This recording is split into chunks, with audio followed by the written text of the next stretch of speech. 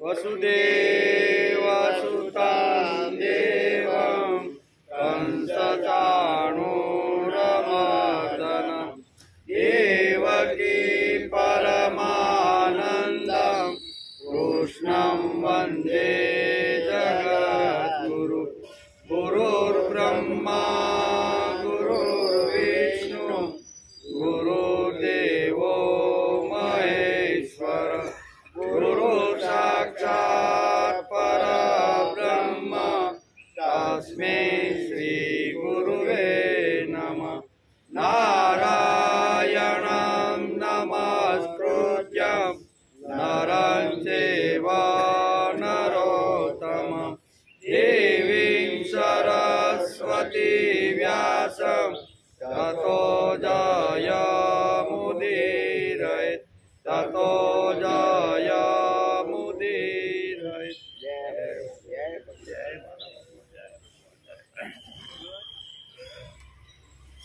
स घोषोद्धातराष्ट्राणां हृदयानि व्यधारयत् नभस पृथिवीं चैव तुमुलो व्यनुनादयन् अथ व्यवस्थितान् दृष्ट्वा धार्तराष्ट्रान् कपिध्वज प्रवृते शस्त्रसम्पाते तनोरोदन्न पाण्डव ऋषिकेशं तदा वाक्यम् इदमाह महीपते।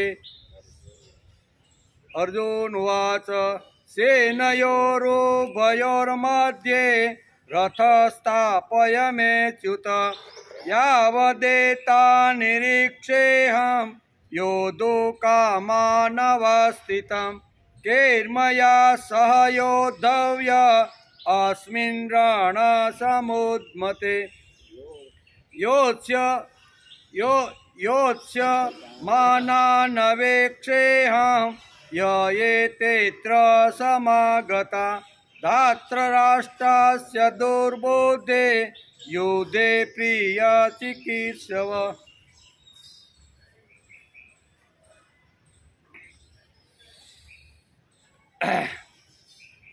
આજે શ્રીમદ ભગવદ્ ગીતા ચિંતન શરૂ થયું એનો 25મો દિવસ।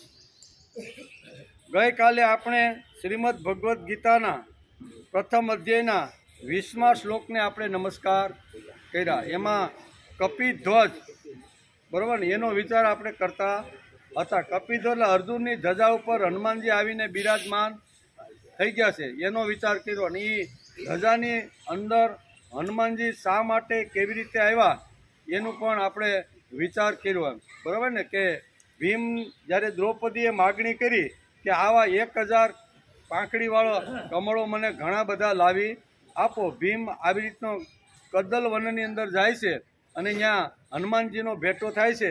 હનુમાનજી એને 2 વચનો આપે છે બરાબર ને। ભીમને કહે છે કે તું મારી પાસેથી કંઈક માગ, એટલે અહીંયા ભીમને અત્યારે હનુમાનજી કહે છે કે તું જ્યારે એવો ઘોષ કરીશ, તારા મોઢામાંથી એવો સિંહના દતે અવાજ નીકળશે ને એને 1000 ગણો કરી અને હું મેદાનની અંદર આવી રીતનો પ્રસાવી દે। અને એને લીધે સામેની જે કૌરવ સેના છે ને એ બધા ત્રાહિમામ એક વચન આપ્યું।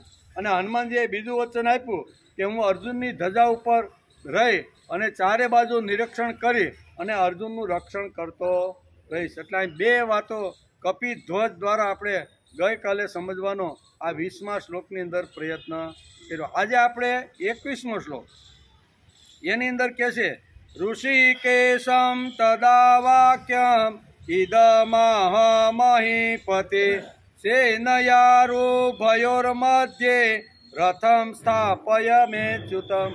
આવી રીતનો ચારે બાજુથી અવાજ શરૂ થયો। એક બાજુ વાજિંત્ર અને એક બાજુ અહીં પાંડવ પક્ષના જે 18 યોદ્ધાઓએ જે શંખ ફૂંક્યા એના અવાજથી કૌરવ અને પાંડવ સેનામાં કેવી કેવી અસરો થઈ એ આપણે 2 દિવસથી જોતા હતા। આ વાતથી શું થયું તો કે કૌરવો ધ્રુજી ગયા, આમ અસ્તવ્યસ્ત બધાય થઈ ગયા અને એકદમ ગભરાયેલા કૌરવો કે હવે અમારું શું થશે। એ શંખના નાદથી એના ઉપર અસર થઈ। પાંડવ પક્ષમાં એની અસર થઈ નહીં। એક અસર અહીં વેદવ્યાસ લખે છે કે અર્જુન ઉપર થઈ।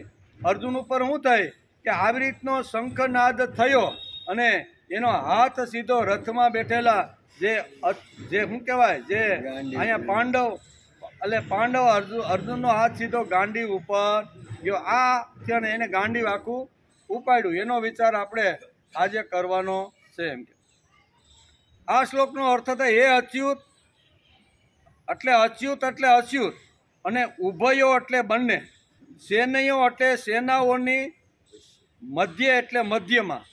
હું આ બે શબ્દ, સેનયો મધ્ય એટલે સેનાઓની મધ્યમાં, મેં એટલે મારા, રથમ એટલે રથને, સ્થાપય એટલે સ્થાપિત કરો. ભગવાનને ઓર્ડર આપ્યો. કોઈને? અર્જુને. કારણ કે ભગવાન અર્જુનના સારથી હતા, ડ્રાઈવર હતા, અને ડ્રાઈવર જે પ્રમાણે કહે એ પ્રમાણે માલિકે કરવું પડે. અંદર બેઠેલા જે શેઠ હોય ને એ કે ભાઈ હવે આપણે વડોદરા તરફ આપણી ગાડી લઈ જવાની છે, તો ડ્રાઈવર તો આગળ હોય, શેઠ પાછળ બેઠા હોય, તે ભાઈ વડોદરા તરફ. એ કે ના હવે આપણે સાવલી જવાનું છે. ત્યાં થોડોક આ ફોન આવ્યો ને એટલે થોડોક આપણો ફેરફાર, એટલે ડ્રાઈવરને શું કે બેઠા વાંહે કે હવે આપણે સાવલી જવાનું છે, કેક નહીં. તો એવી રીતે અહીં ભગવાનને ઓર્ડર આપ્યો. કોઈને? અર્જુને. કે હવે આવી રીતની બંને સેનાઓ સામસામી ગોઠવાઈ ગઈ છે, ધ્વનિ થઈ ગયો છે શંખોનો, અને હવે મારો રથ તમે બંને સેનાઓની મધ્ય ભાગની અંદર લઈ જાઓ, કે જ્યાંથી આ દુર્યોધનનું કલ્યાણ કરવાવાળા જેટલા રાજાઓ આવ્યા છે ને એ બધાને હું છેલ્લી વાર જોઈ લઉં. શું કહે છે? એટલે એનો અર્થ શું થયો કે આ બધા મારા ગાંડીથી બધા મરવાના જ છે. હું મારવા માટે જન્મો છું અને મારવા માટે આવ્યો છું. તેથી બંને સેનાઓની વચ્ચે જોઈ લઉં કે પાંડવની સામે કેટલા કૌરવ પક્ષમાંથી યોદ્ધાઓ આવ્યા છે. પહેલાં એના દર્શન હું કરી લઉં, પછી ક્યારેય એના દર્શન થવાના નથી. કારણ કે એ બધા નરકમાં જાય અને હું સ્વર્ગમાં જાય, એટલે કોઈથી ભેટો થાય નહીં. એટલે મારો રથ તમે મધ્ય ભાગમાં લઈ જાઓ. એનો વિચાર આજે આપણે કરવાનો છે. અહીં કહે છે સેનાઓની મધ્યમાં મારા રથને આપ જ્યાં સુધી એનું પૂરેપૂરું નિરીક્ષણ ન કરી લો.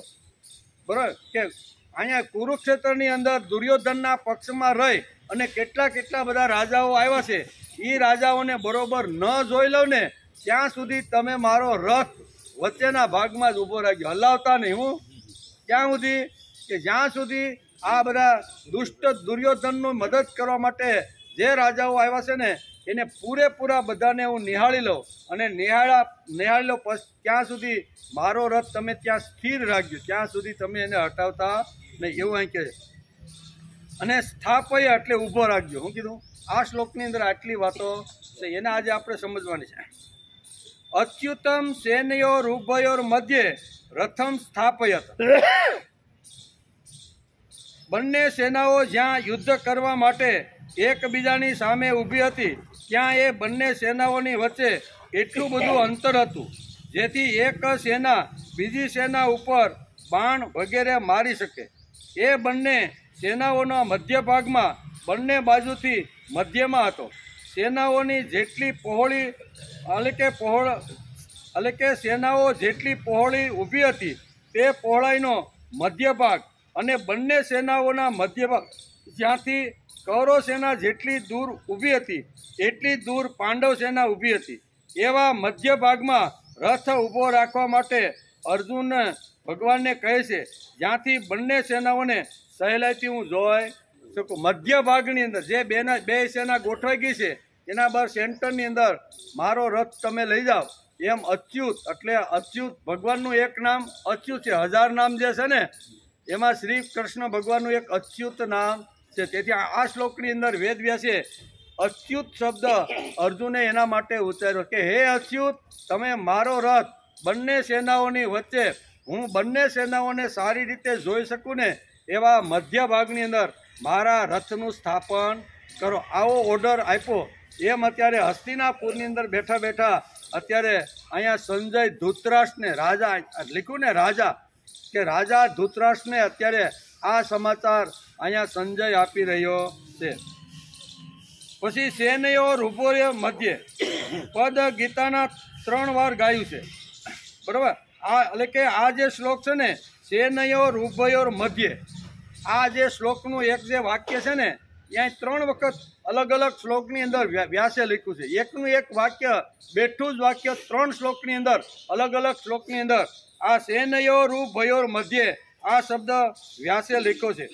અહીં પ્રથમ અધ્યાયના 21મા શ્લોકમાં, આ જ અધ્યાયમાં 24મો શ્લોક, પહેલો શ્લોક અને 24મા શ્લોકમાં પણ 24મા શ્લોકમાં પણ સેનયોરુભયોર મધ્યે આવો શબ્દ વાપરેલો છે. બીજા અધ્યાયના 10મા શ્લોકમાં, એટલે કે બીજા અધ્યાયના 10મા શ્લોકમાં 3 વાર આવવાનું તાત્પર્ય એ છે કે પહેલા અર્જુન બહાદુરીથી પોતાનો રથ બંને સેનાઓની મધ્યમાં ઊભો રાખવાની આજ્ઞા ભગવાનને કરે છે. સેનયોરુભયોર મધ્યે આ શબ્દ 3 વાર આવે છે, બરાબર ને? એ પહેલાં 21મા શ્લોકની અંદર પણ આ શબ્દ છે, પછી અહીંયા 24મા શ્લોકની અંદર આ શબ્દ છે, અને ત્રીજો બીજા અધ્યાયના 10મા શ્લોકની અંદર પણ સેનયોરુભયોર મધ્યે 3 જગ્યાએ આ એકના એક શ્લોકો વાપરેલો છે. એ ત્રણેયના અલગ અલગ અર્થો અહીંયા વ્યાસે સમજાવ્યા છે. 21મા શ્લોકની અંદર અહીંયા ભગવાન શ્રી કૃષ્ણને અહીંયા અર્જુન ઓર્ડર મારે છે, શેઠ ઓર્ડર મારે કોને? કે મારો સેનયોરુભયોર મધ્ય શબ્દ આવ્યો કે મારો રથ તમે બંને સેનાઓની મધ્યની અંદર તમે લઈ અને સ્થાપિત કરી જો. એક શબ્દ અહીંયા આ રીતે આવ્યું છે, એટલે કે એ બહાદુરીથી પોતાનો રથ બંને સેનાઓની મધ્યમાં ઊભો રાખવાની અહીંયા આજ્ઞા આપે છે. આ બહાદુરી માટે અહીંયા સેનયોરુભયોર મધ્ય. શા માટે?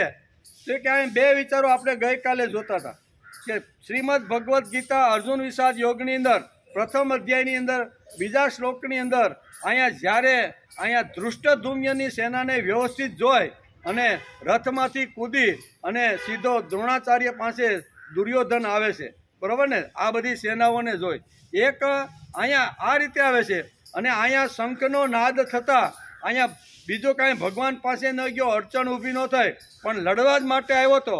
એટલે અહીંયા 20મા શ્લોકની અંદર અહીંયા સીધો એનો હાથ ક્યાં જાય છે? ધનુષ બાણ ઉપર, અહીંયા ગાંડી ઉપર એનો હાથ જાય અને ભગવાનને કહે છે કે હવે મારી સાથે દુર્બુદ્ધિ, અહીં શબ્દ શું વાપર્યો છે? દુર્બુદ્ધિવાળા કૌરવો મારી સામે જે લડવા માટે આવ્યા છે એ મધ્ય ભાગમાં જઈને હું બધાને જોઈ લઉં. એટલે અહીંયા એક શબ્દ સેનયોરુભયોર મધ્યે આ બહાદુરીનો અને અહીંયા એકદમ નિર્ભયતાનો શ્લોક છે. પછી પહેલા અધ્યાયમાં આ છે, પછી ભગવાન બંને સેનાઓની વચ્ચે રથ ઊભો રાખીને કુરુવંશને જોવાને માટે કહે છે, જોઈ લે ભાઈ, તે મને જે પ્રમાણે ઓર્ડર આપ્યો હતો એ પ્રમાણે હું રથને મધ્ય ભાગમાં લાવ્યો છું. હવે તું આ કુરુવંશીઓને જોઈ લે. કોને? જે યુદ્ધ કરવા માટે જે કુરુવંશીઓ જે ભેગા થયા છે એને તું જોઈ લે. આમ ભગવાન કુરુવંશીઓને જોવા માટે ભગવાન શ્રી કૃષ્ણ કહે છે. અધ્યાય 1 અને 24મા શ્લોકના અંતે તેઓ બંને સેનાઓની વચમાં જ, એટલે કે વિષાદ મગ્ન અર્જુનને ગીતાનો ઉપદેશ આપે છે. પહેલા અધ્યાયના 24મા શ્લોકની અંદર સેનયોરુભયોર મધ્યે આવો ન્યા બેઠો શબ્દ આ પ્રથમ અધ્યાયના 24મા શ્લોકની અંદર આવી રીતનો આપ્યો છે, અને ત્યાંથી આખા ગીતાના જ્ઞાનની શરૂઆત થાય છે. એ શબ્દ એના માટે અહીંયા વાપર્યો છે. ગીતાનો ઉપદેશ આપે છે.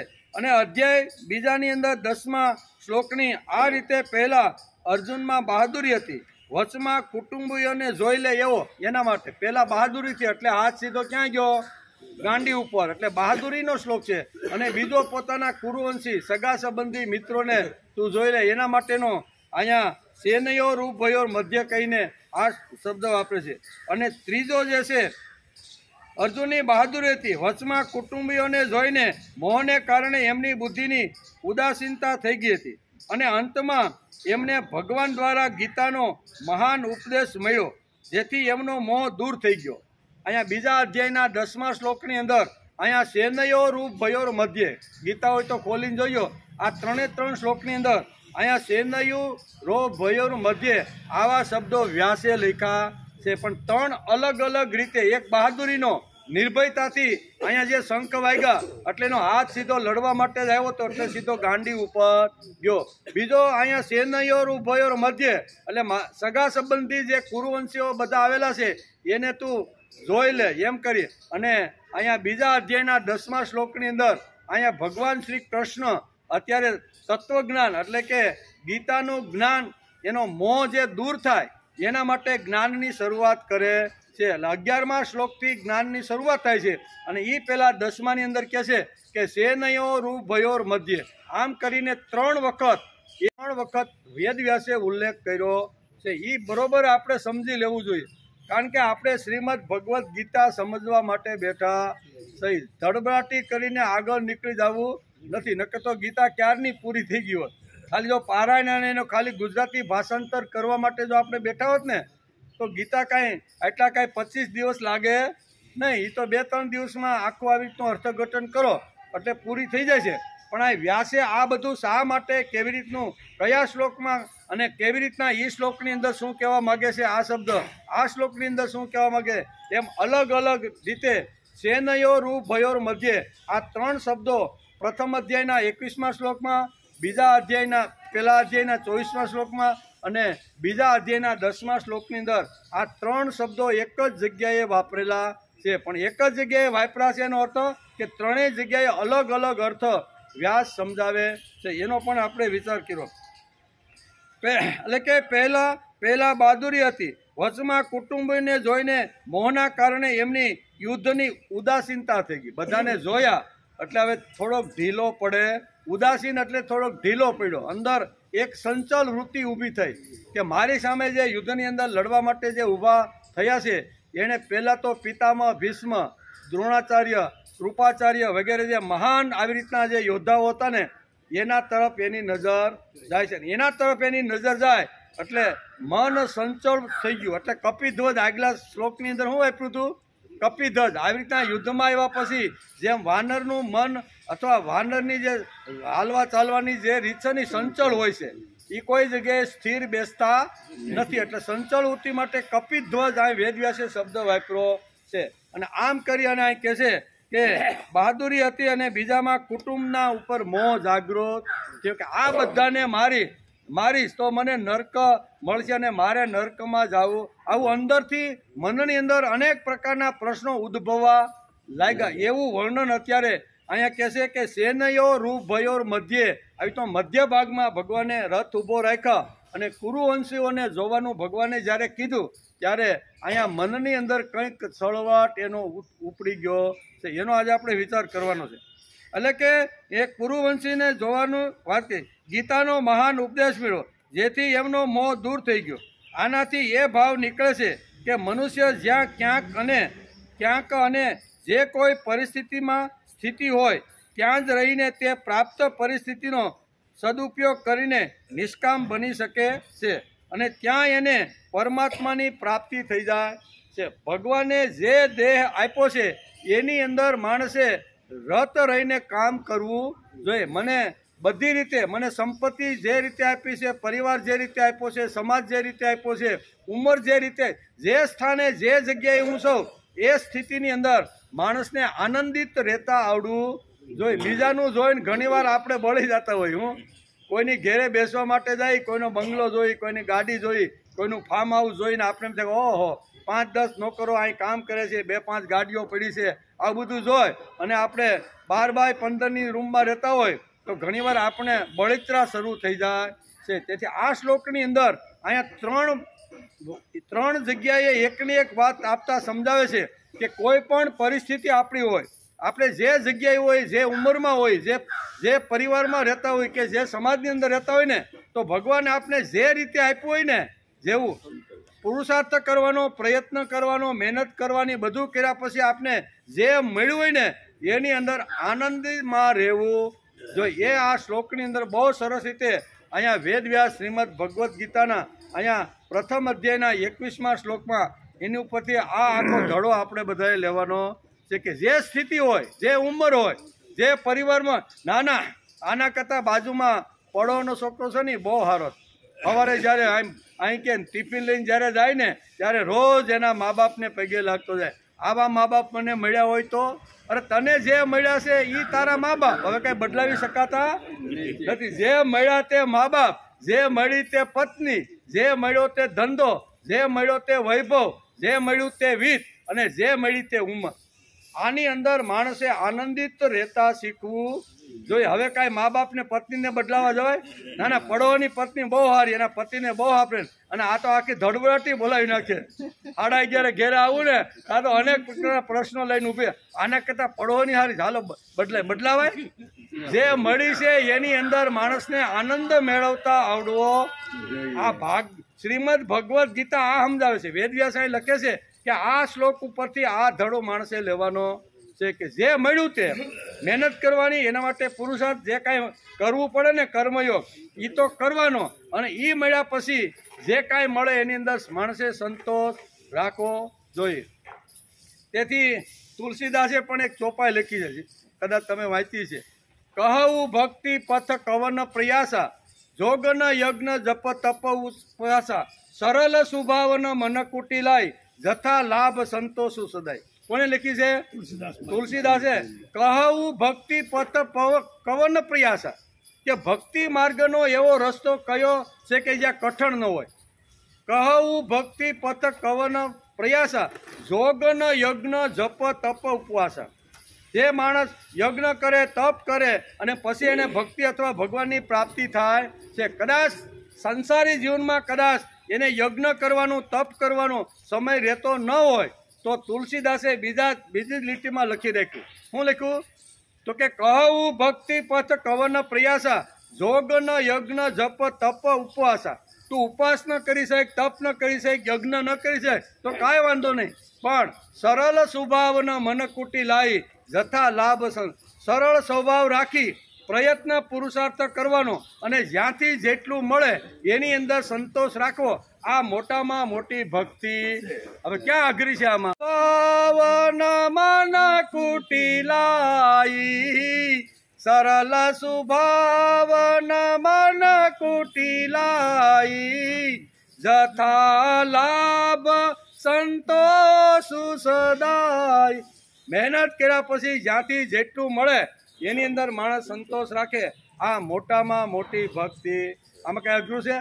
કાંઈ અઘરું નથી. હેલામાં હેલું છે, પણ જો આપણે કરી શકતા હોય. તેથી ગીતા પણ આ જ કહે છે, રામાયણમાં તુલસીદાસ પણ આ જ વાત સમજાવે છે. પુરુષાર્થ કરવાનો, પ્રયત્ન કરવાનો, અને ભગવાને પછી જે સ્થિતિ આપી છે ને એ સ્થિતિમાં હસતા રમતા કિલોલ કરતા કરતા 100 વર્ષ તમે પૂરા નકર તો બળીને મરી જાઓ. 12x35 ઓરડીમાં રહેતા હોય અને બહાર નીકળે અને કોઈને 1 વીઘાનો ફાર્મ હાઉસનો બંગલો જોવે, 5-10 નોકરો કામ કરતા હોય, 8-10 ગાડીઓ પડી હોય, બરોબર ને, ઘણા બધા આવી રીતના ગાર્ડન હોય, એ જોઈને હાળો બળી જાય એમ કે હાળો આ કોકના કાળા ધોળા તો કર્યા છે એમ. આપણો પહેલો ક્યાં જાય વિચાર? નકર આટલું થાય ને અમે ભાઈ અહીંયા 60-60 વર્ષથી આવ્યા છીએ, 80 વર્ષના થયા છીએ, હજી અમે 12x35 જ રહીએ છીએ ભાડે, બરોબર. અને આ હાળ જોતો ખરો કેટલું, એટલે માણસ હળગે કે નહીં? તો ન હળગવાનું હોય તો શ્રીમદ ભગવદ્ ગીતાનો અભ્યાસ કરો. અને શ્રીમદ ભગવદ્ ગીતાની અંદર વેદવ્યાસ આપને આ શ્લોકની અંદર આ વસ્તુ સમજાવે છે કે જે પરિસ્થિતિમાં રહ્યા હોય, જે પરિસ્થિતિ ભગવાને તમને આપી હોય, એ પરિસ્થિતિમાં મહેનત કરવાની છે પાછી એમ. હું પણ મહેનત કર્યા પછી પરિસ્થિતિ નેવી રહે તો દુઃખી થવાનું કોઈ કારણ નથી. આપણી શક્તિ પ્રમાણે દરેક માણસ પ્રયત્ન તો કરતો જ હોય, પણ બધાને સફળતા મળતી નથી. અટાઈ વ્યાસે બહુ સરસ રીતે આ શ્લોકની અંદર બહુ સરસ ઉપદેશ સાંભળી લો ફરીથી, કે જેથી મોહને દૂર થઈ ગયો. આનાથી એ ભાવ નીકળે છે કે મનુષ્ય જ્યાં ક્યાંય અને જે કોઈ પરિસ્થિતિમાં સ્થિત હોય ત્યાં જ રહીને તે પ્રાપ્ત પરિસ્થિતિનો સદુપયોગ કરીને નિષ્કામ ભક્તિ કરી લેવી. વેદવ્યાસ શું કહે છે કે જે સ્થિતિમાં, જે જગ્યાએ, જે સ્થાન ઉપર હોય ને ત્યાં એને નિષ્કામ કર્મયોગ કરી અને ભક્તિ કરી લેવી. ભક્તિ એટલે ખાલી ટીલા ટપકા નહીં. ભક્તિ એટલે ઘર છોડીને ભગવા વસ્ત્ર પહેરી અને ગંગા નદીના કિનારે ઝૂંપડી બાંધીને રહેવું એટલે નહીં. શરીર ઉપર રાખ ચોપડવી એટલે નહીં. મોટી જટા રાખવી એટલે નહીં. પાણીમાં એક પગે ઊભું રહેવું એટલે આ બધી ભક્તિના અર્થ શાસ્ત્રમાં કોઈ જગ્યાએ લખ્યા. અહીં બહુ સરસ રીતે અહીંયા ભક્તિ ભાવ એટલે કઈ તો કે નિષ્કામ કર્મયોગ કરી અને માણસે સંતોષ રાખીને આનંદમાં રહેતા આવડવું જે આ મોટામાં મોટી ભક્તિ છે. અને આ ભક્તિ કરીને દરેક માણસ 100 વર્ષ સુધી હસતા રમતા જીવી શકે છે. એટલે કે પ્રાપ્ત પરિસ્થિતિનો સદુપયોગ કરીને નિષ્કામ બની શકે છે. અને ત્યાં એને પરમાત્માની પ્રાપ્તિ થઈ જાય. જો આમાં ક્યાં અઘરું છે? ગીતાએ કાંઈ અઘરું કીધું? પરમાત્માની પ્રાપ્તિ કરવાની હોય તો જે સ્થિતિમાં હોય ત્યાં નિષ્કામ કર્મયોગ કરી ભક્તિ કરી અને માણસ પરમાત્માને પ્રાપ્ત થઈ જાય છે. પરમાત્માની પ્રાપ્તિ થઈ જાય છે કારણ કે પરમાત્મા બધી જ પરિસ્થિતિમાં હંમેશા એક રૂપ હોય છે, બધી પરિસ્થિતિમાં. એટલે તો 9મા અધ્યાયના 22મા શ્લોકમાં હમણાં કીધું ને કે આ સ્થિતિ અહીં સમજાવે છે કે અનન્યા ચિંતયંતો મામ એ જના પર્યુપાસતે તેસામ નિત્યાભિયુક્તાનામ યોગક્ષેમમ વામ્ય. અનન્ય ભાવથી જે મારી ભક્તિ કરે છે, જે સ્થિતિ મળી છે એમાં રત રહી અને નિષ્કામ કર્મયોગ જે કરે છે ને એના બધાની ખાવા પીવા રહેવાની યોગક્ષેમની જવાબદારી હું ઉપાડું છું. એટલું ને હજારો વર્ષ સુધી એની કીર્તિ રહે ને એ પણ હું ઉપાડું છું. આવું ભગવાને શ્રીમદ ભગવદ્ ગીતાના 9મા અધ્યાયના 22મા શ્લોકની અંદર આ મોટું આશ્વાસન આપેલું છે. એટલે આ બધી વાતો શ્રીમદ ભગવદ્ ગીતામાં છે. હજી આપણું તો શું કહેવાય, આપણે તો અહીંયા પહોંચવાને હજી તો 9મા અધ્યાયનો આ શ્લોક છે, બરાબર ને? એ બધા શ્લોકો મોટા ભાગના હવે 11મા શ્લોકથી શરૂ થાય. બીજા અધ્યાયના 11મા શ્લોકથી આખું જે ભગવાન એને જે તત્વજ્ઞાન આપવાના છે ને એ તત્વજ્ઞાનની શરૂઆત બીજા અધ્યાયના 11મા શ્લોકથી શરૂ થાય છે. પણ 10મા શ્લોકની અંદર કહી દીધું સેનયો રૂ ભયોર મધ્ય. 3 શબ્દો વાપરી અને આ બધી પરિસ્થિતિ સમજાવવાનો પ્રયત્ન કર્યો છે. ત્યાર પછી યાવદે નિરીક્ષેહમ રણ સમુદ્યતે. સેનાઓની વચ્ચે રથ ક્યાં સુધી ઊભો રાખવો? આવું ભગવાને એને પૂછ્યું, ભાઈ ક્યાં સુધી? તો કે જ્યાં સુધી હું બંને સેનાનું સારી રીતે નિરીક્ષણ ન કરી લઉં ત્યાં સુધી આ રથને તમે સ્થાપી રાખો. સ્થાપિત શબ્દ વાપર્યો. શું છે કે મારો જે રથ છે ને એ ત્યાં સુધી તમે રાખો કે જ્યાં સુધી આ સેનાને બરોબર નિરીક્ષણ કરી અને જોઈ ન લઉં કે મારા અને કૌરવના પક્ષમાં કોણ કોણ યોદ્ધાઓ આવ્યા છે. એટલે કે બે સેનાઓની વચ્ચે રથ ક્યાં સુધી ઊભો રાખે એ અંગે અર્જુન કહે છે કે યુદ્ધની ઈચ્છાને લઈને કૌરવ સેનામાં આવેલા સેના સહિત જેટલા રાજાઓ ઊભેલા છે એ બધાને જ્યાં સુધી ન જોઈ લઉં ત્યાં સુધી તમારે મધ્ય ભાગની અંદર આ મારો રથ તમારે ઊભો રાખવાનો. આવો ઓર્ડર માર્યો. કોઈને? શેઠે ઓર્ડર મારી દીધો. કોને? ડ્રાઈવરને કે ભાઈ તમારે ક્યાં સુધી રાખવાનો? તો તમારે અહીંયા સુધી, જ્યાં સુધી બરોબર એનું નિરીક્ષણ ન કરી લઉં ત્યાં સુધી તમારે રથને હટાવવાનો નથી. એમ કે એમ અત્યારે ત્યાં સુધી તમારે રથને હટાવવાનો નહીં અને ત્યાં જ ઊભો રાખવાનો. આ યુદ્ધના ઉદ્યોગમાં મારે કોની સાથે યુદ્ધ કરવાનું છે? એમાં કોણ મારાથી વધારે બળવાન છે? એમાં કોણ મારા જેટલા બળવાન છે? કોણ મારાથી ઓછા બળવાન છે? એ બધાને હું સારી રીતે જોઈ શકું તેટલા માટે તમારે હું કહું ત્યાં સુધી તમારે રથને મધ્ય ભાગમાં ઊભો રાખવાનો. આ શેઠ બનવું બહુ સારું હો ભાઈ, બરાબર ને? સારથીને તો ગમે ત્યાં ભાઈ કે ભાઈ તું અહીંયા હાલ એટલે ત્યાં જવાનું એનું મન હોય કે ન હોય. પણ ડ્રાઈવરને જેમ શેઠ કે ને આપણી મોટી ગાડીઓ હાંકતા હોય ને એના બધા ડ્રાઈવરો હોય. તો હવે ડ્રાઈવરો જે છે ને એ ડ્રાઈવર થવું બહુ અઘરું છે. પણ આ ભગવાન અત્યારે અર્જુનના ડ્રાઈવર થઈ ગયા છે. અર્જુન કેટલી કક્ષા સુધી એણે ભક્તિ પ્રાપ્ત કરી છે કે જેથી ભગવાને એના ડ્રાઈવર થવાનું આવી રીતનું નક્કી કર્યું છે. આ બધી વાતો બહુ સરસ રીતે શ્રીમદ ભગવદ્ ગીતામાં આપી છે. બીજી વાત છે કે અહીં યોદ્ધુ કામાન શબ્દ વાપર્યો છે. આ શ્લોકની અંદર એક શબ્દ શું વાપર્યો? યોદ્ધુ કામાન. અહીં યોદ્ધ કરવા માટે તમને પણ મોકલ્યા હતા. ગયા હતા કે નહીં? વિષ્ટિ કરવા માટે ગયા હતા કે ભાઈ એના 13 વર્ષ પૂરા જે નક્કી કરેલા સમય પ્રમાણે પૂરા થઈ ગયા છે. હવે તમે ઇન્દ્રપ્રસ્થનું રાજ્ય તમે પાછું આપી ગયો. આવી રીતે અમે ઘણા બધા પ્રયત્નો કર્યા હતા. શું કહે છે કે અહીં યોદ્ધુ કામાન શબ્દ આ શ્લોકની અંદર વાપરેલો છે. પદથી અર્જુન કહી રહ્યો છે કે હે પ્રભુ, અમે તો સંધિની વાત જ વિચારી હતી પણ એમણે સંધિની વાત સ્વીકારી નહીં, કેમ કે એમના મનમાં યુદ્ધ કરવાની વધારે ઈચ્છા હતી. એટલે એમને હું જોઉં કે આ કે બળ કેટલું બળ લઈ અને મારી સામે આ બધા કૌરવ પક્ષના યોદ્ધાઓ આવ્યા. કેટલું બળ, કેટલા મહારથીઓ, કેટલા યોદ્ધાઓ મારી સામે આવ્યા છે એને હું સારી રીતે જોઈ લો.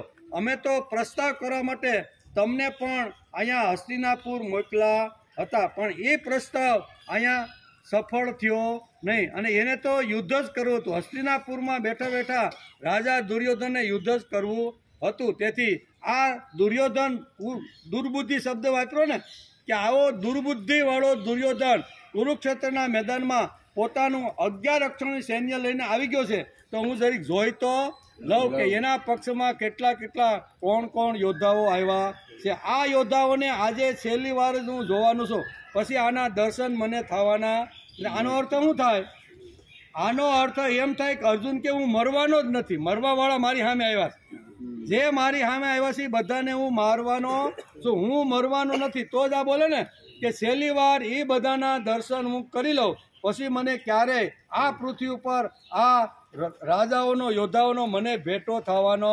એનો અર્થ કેટલી તાકાત, કેટલું બળ, કેટલી શક્તિ અને કેટલો આત્મવિશ્વાસ. મૂળ વસ્તુ શું છે કે અર્જુનને એટલો મોટો આત્મવિશ્વાસ છે કે હું મરવાનો નથી, હું તો જીતવાનો જ છું. આ બધાને માર્યા પછી હસ્તિનાપુરની ગાદી અમારા જ હાથમાં આવવાની. આ વિશ્વાસથી અને આ ઉત્સાહથી અર્જુન અત્યારે કુરુક્ષેત્રના મેદાનમાં આવ્યો છે. અને આવ્યા પછી થોડીક સંચળ વૃત્તિ કોને જોયા? પિતામહ ભીષ્મને જોયા, દ્રોણાચાર્યને જોયા, કૃપાચાર્યને જોયા. સારા જે યોદ્ધાઓ હતા ને એ બધા સાત્વિક ઘણા બધા લોકો પણ એની અંદર આવેલા હતા. એ બધાને યોદ્ધાઓને જોઈ અને અર્જુન થોડોક ઢીલો પડે છે. એનું વર્ણન બહુ સરસ રીતે વ્યાસે આ શ્લોકની અંદર સમજાવવાનો પ્રયત્ન કર્યો છે. અંતર્યામી ભગવાન શ્રી કૃષ્ણને આ વચન બોલ્યો. શું વચન બોલ્યો? બંને સેનાની મધ્ય ભાગમાં રથ ઊભો રાખવા માટે અર્જુન ભગવાનને કહે છે, જ્યાંથી બંને સેનાઓને હું સારી રીતે જોઈ શકું. આજે શ્રીમદ ભગવદ્ ગીતાના પ્રથમ અધ્યાયના 21મા શ્લોકનો થોડો વિષય બદલે છે. અત્યાર સુધી બધા યોદ્ધાઓ કોણ યોદ્ધાઓ હતો, કોણ કેવી રીતના શંખો વગાડ્યા અને કેવી રીતની બધી વાતો થઈ, એનો 20મા શ્લોક સુધી અહીંયા વેદ વ્યાસે એક વિષય શરૂ કર્યો. એ વિષય પૂરો થાય છે અને એક બીજો વિભાગ શરૂ થાય છે. અને બીજા વિભાગની અંદર અહીંયા અર્જુનની અહીંયા સંચલતા આખી ઊભી થાય છે. લડું કે ન લડું, મારું કે ન મારું, આવ્યા છે એ તો પૂજવા લાયક છે, એની આરતી ઉતારવા દેવા છે, મહાન પુરુષો છે. એ મહાપુરુષોને મારે મારવા કે નહીં મારવા, આ સંચલ વૃત્તિ અત્યારે અહીંયા કોના મગજમાં શરૂ થઈ ગઈ? યુદ્ધના મેદાનમાં આવ્યા અને કીધું કે હું સારી રીતે બંને પક્ષના યોદ્ધાઓને જોઈ શકું. અને એને નજર ફેરવી તો એને પિતામહ ભીષ્મ દેખાણા, દ્રોણાચાર્ય દેખાણા, કૃપાચાર્ય દેખાણા. એ કે જેનું પગનું તીર્થ લઈ અને હું પવિત્ર બની જાઉં છું એવા પવિત્ર લોકોને હું કેમ મારું? મનમાં ગડબડ શરૂ થઈ ગઈ. એટલે એ ગડબડ શરૂ થઈ અને ત્યાંથી છેલ્લા અધ્યાય સુધી ભગવાને એ ગડબડ દૂર કરવા માટે 18 અધ્યાય સુધી ભગવાને મહેનત કરી છે. એ કેવી મહેનત કરી છે એનો આ બીજો વિભાગ આપણે 21મા શ્લોકથી આખો શરૂ થઈ જાય છે. તત્વજ્ઞાની મુખ્ય વિષય છે અર્જુન વિષાદ યોગ. શું થાય છે? આજે આપણે એક નવો પ્રકરણમાં આવ્યા છે. એ મુખ્ય વિષય છે અર્જુન વિષાદ યોગ. અત્યાર સુધી આપણે ઇતિહાસ જોયો. આ શ્લોકમાં અર્જુન બોલે છે. અત્યાર સુધી શું જોયું આપણે? ઇતિહાસ, બધો ઇતિહાસ જોયો ને, શા માટે રીત આ બધું એનો ઇતિહાસ. આ શ્લોકની વચ્ચે અર્જુન બોલે છે, સંજયને કહે છે કે હે રાજા ધૃતરાષ્ટ્ર, અંતર્યામી ભગવાન શ્રી કૃષ્ણને અર્જુન આ વચન બોલ્યો. શું કહે છે? હસ્તિનાપુરમાં બેઠેલો જે સંજય છે એ ધૃતરાષ્ટ્રને કહે છે કે આવી રીતનું વચન અહીંયા અર્જુન બોલ્યો. એમ કે અર્જુન બોલ્યો. શું બોલ્યો? કે હે અચ્યુત, બંને સેનાઓની મધ્યમાં મારો રથને સ્થાપિત કરી દો અને ઊભો રાખો. જ્યાં સુધી હું આ બધા યોદ્ધાઓને જોઈ ન શકું ત્યાં સુધી મારા રથને તમે ત્યાં જ ઊભો રાખજો. 21મા શ્લોકથી અર્જુન પ્રવૃત્તિશીલ થાય છે. કેવો? અત્યાર સુધી શાંતિથી રથની અંદર શાંતિથી બેઠો જે કાંઈ શંખનાદ થયો એ એને સાંભળ્યો, કૌરવોએ વાજિંત્રો વગાડ્યા એ પણ સાંભળ્યા, બરોબર ને. આ દુર્યોધને પિતામહ ભીષ્મની સામે આવીને કીધું બધા યોદ્ધાઓને કે આજે પિતામહ ભીષ્મનું ચારે બાજુથી તમારે રક્ષણ, આ બધું એને રથમાં બેઠા સાંભળ્યું. પણ હવે કર્મયોગની અંદર પ્રવૃત્ત થાય છે. અને કર્મયોગની અંદર જ્યારે માણસ પ્રવૃત્ત થાય ને ત્યારે એના એનો હાથ એના હથિયાર ઉપર જાય કે જે હથિયારથી મારે કર્મયોગ કરવાનો છે ને તે ત્યાં વેદવ્યાસ લખે છે કે અર્જુનનો હાથ આવી રીતનો કર્મયોગ તરફ જવા લાગ્યો એટલે ગાંડીવ સીધું ઉપાડી લીધું અને એ આવી રીતના ભગવાનને પણ ઓર્ડર મારી દીધો. પાણીનો ટાઈમ થઈ ગયો. અર્જુન વિષાદ યોગનો પ્રથમ અધ્યાય અને 21મો શ્લોક.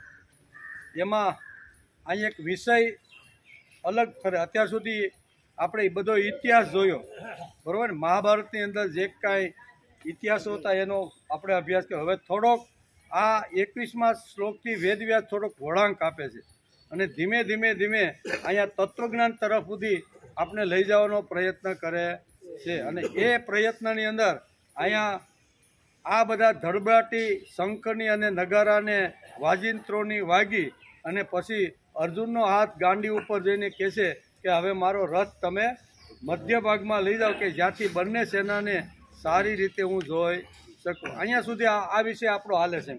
તેથી અહીં કહે છે કે 21મા શ્લોકથી અર્જુન પ્રવૃત્તિશીલ થાય છે. કેવો માણસે આ પ્રવૃત્તિશીલ થવું, પ્રવૃત્તિ વગર નકામું. ભક્તિ આપણે ખાલી ભાવ ભક્તિ કરતા હોય, ખાલી ભક્તિ કરે અને પ્રવૃત્તિ ન હોય તો એ જામતું નથી. તેથી બે વાતો, ભાવ ભક્તિ પણ જોઈ અને કૃતિ ભક્તિ પણ જોઈ. બે ભક્તિ હોય તો આપણી હોડી શનિ બરોબર સામે કાંઠે જાય. કે બે હલેસા જોઈ ને. આપણે કોઈ નદીને પાર કરવાનું, માનો કે અહીંયા પહેલાં હોડકા હાલતા, હવે તો બંધ થઈ ગયા, પણ પહેલાં હોડકા હાલતા ને બે હલેસા હોય. એ બે હલેસા હોય તો નાના વરાસા અને મોટા વરાસાની વચ્ચે જે અંતર છે ને એ નદીમાં આપણે કાપી શકીએ. એક હલેસું મારું તો શું થાય, ગોળ ગોળ ફેરી રાખીએ. ટ્રાય કરજો, જ્ઞાન ફેરી.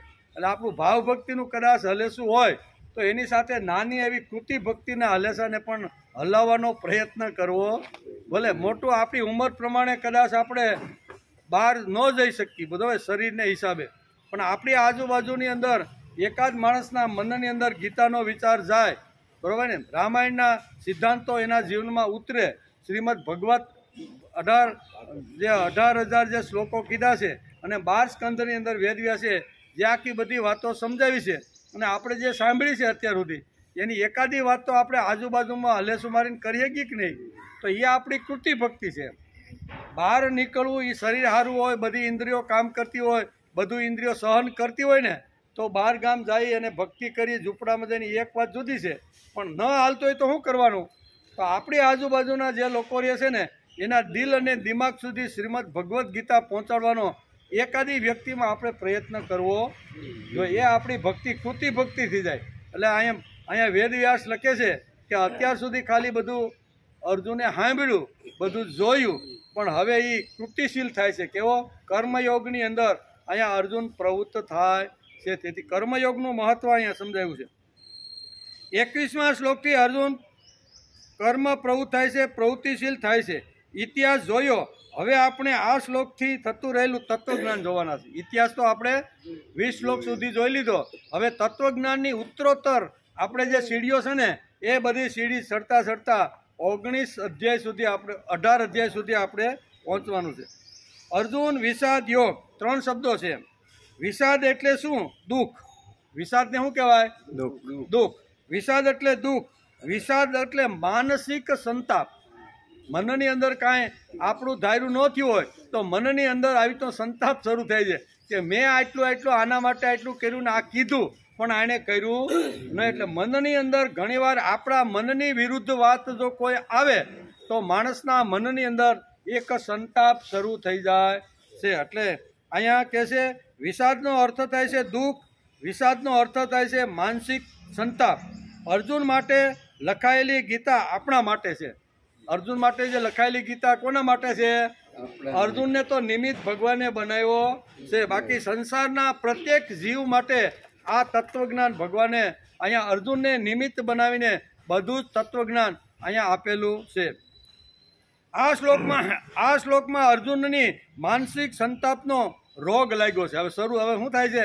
મધ્ય ભાગમાં ગયો અને મધ્ય ભાગમાં રથ ઊભો રાખ્યો એટલે મનની અંદર એક સંતાપ ઊભો થાય. શું સંતાપ થાય છે એ આ શ્લોકની અંદર લખે છે કે સામે પિતામહ ભીષ્મ છે, જેના ખોળામાં હું નાનાનો મોટો થયો, જેણે મારો કોળિયો નીચે પડી જતો હતો ત્યારે એ કોળિયો પકડીને પાછો મારામાં મોઢામાં મૂક્યો. મારી કે નાનપણમાં જે કાંઈ જરૂરિયાત હતી ને એ આ પિતામહ ભીષ્મે મારા 20-22 વર્ષનો થયા ત્યાં સુધી બધી જ મારી જે કાંઈ કામના હતી બધી પૂરી એણે કરી. એટલું જ નહીં પણ અહીંયા તપોવનની અંદર મને મોકલી અને હું સારામાં સારો ધનુર્ધારી આવી રીતનો બાણાવાળી થાવ, બરોબર, શ્રેષ્ઠ ધનુર્ધારી થાવ એટલા માટે પિતામહ ભીષ્મ આંગળી પકડીને મને અહીંયા દ્રોણાચાર્યના તપોવનની અંદર મોકલી દીધો. અને પછી દ્રોણાચાર્ય એને યાદ આવે છે. સામે જોયા એને રથની ઉપર બધા ઉભેલા જે અહીં મહારથીઓ હતા ને કૌરવ પક્ષના, એ બધા સામે નજર કરે. શા માટે?